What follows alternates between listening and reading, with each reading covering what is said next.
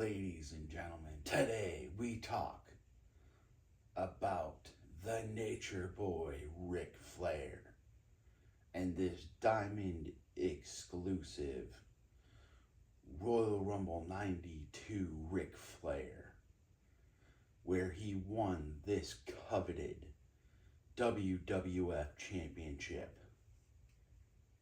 But to start the story of Ric Flair, you have to go all the way back to the 70s when he was in a horrific plane accident that essentially broke his back. And somehow he survived that and became one of the most legendary, iconic wrestlers of all time. He got trained in Minnesota with the AWA and the camps that Vern Gagne used to run. They saw the potential in him, so they aligned him with Ole and Gene Anderson, which were known as the Minnesota Wrecking Crew, to give him credibility.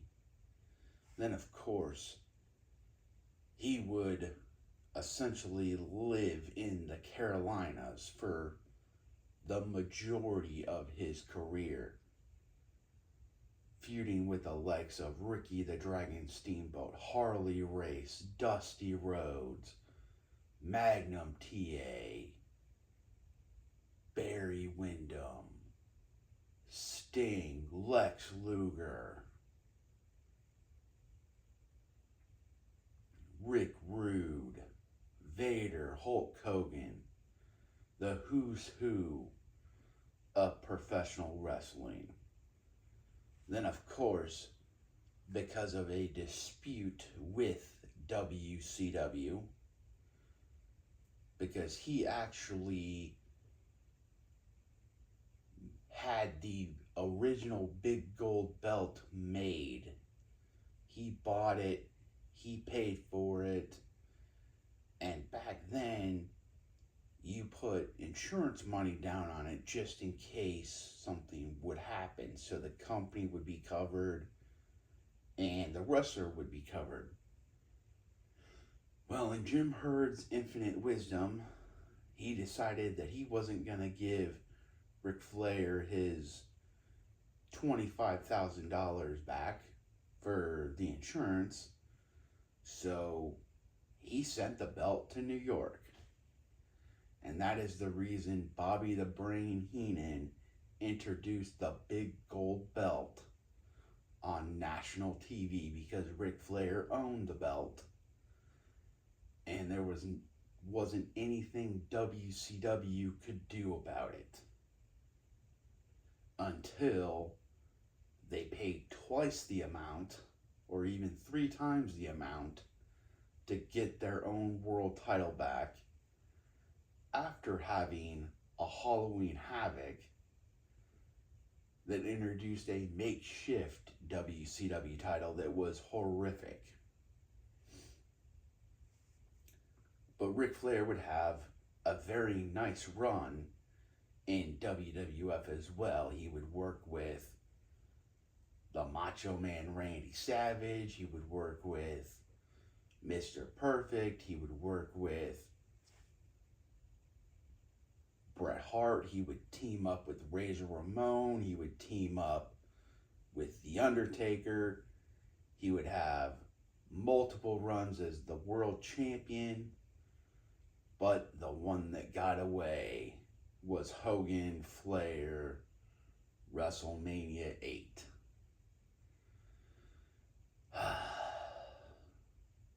What that match could have been under WWF, instead of getting it 2 years later in WCW, which was an atrocious joke. But of course, Ric Flair was a member of the legendary Four Horsemen, and those 4 individuals, whether it was Ric Flair, Tully Blanchard, Arn Anderson, Ole Anderson, or even Barry Windham, they all had one thing in common. They loved wrestling. Of course, Ric Flair would go back to WCW in the early part of '93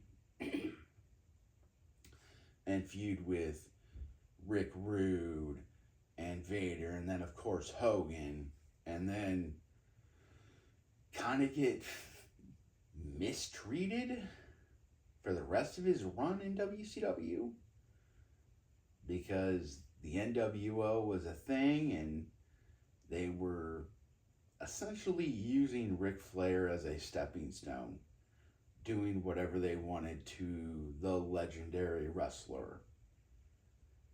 So from essentially '97 until WCW closed, he was in a couple of not interesting feuds, but they mistreated him like there isn't even a word for the mistreatment that he got. But then, early 2003, 2004, he would jump, maybe even 2002, be honest with you. But he would come back to the WWF and be a co-general manager. He would be the general manager of Raw, and McMahon was the general manager of SmackDown. And he would have matches with The Undertaker, Shawn Michaels, Triple H. Triple H is really the one that asked him who the hell he was, because you could see that he had lost his confidence, and Triple H was the one that had the balls to say, "Who the are you?"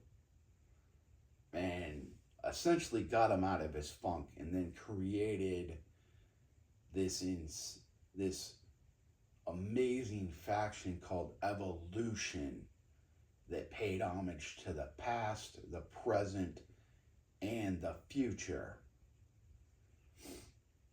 And of course, Evolution would go on to a legendary run. They would have world champions, Intercontinental champions. Ric Flair and Batista were tag team champions. And of course, Batista and Randy Orton would have careers that were magical after that. They would have multiple world titles, Royal Rumble victories. And of course, Ric Flair would actually capture the Intercontinental Championship, which was shocking to everybody. He would also become a tag team champion with Roddy Piper. And then he would, of course, have that iconic WrestleMania 24 match with Shawn Michaels, where you get that iconic line from Shawn that says, "I'm sorry and I love you." And it was a great match. It was a great moment. It was a great way to end a legendary career had it ended there. But then he goes on to TNA. And aside from the Jay Lethal stuff, which was awesome, I would definitely recommend people go back and watch him and Jay Lethal go back and forth. But other than that, he didn't do garbage in TNA, and it just kind of it didn't do anything for him. But overall, most people remember his legendary career in the 80s and early 90s. I mean, and even his run with Evolution. I mean, he had a very long career that spanned over 2 decades. And he won 20 plus championships in that, just world titles in that span. Because what people don't realize is when he would go to some different territories like a Puerto Rico or overseas to Japan, he would actually lose the NWA title and then somehow get it reversed, like it didn't count, or they would go to a draw. So he's technically like a 22-time world champion, but there can only be one Ric Flair.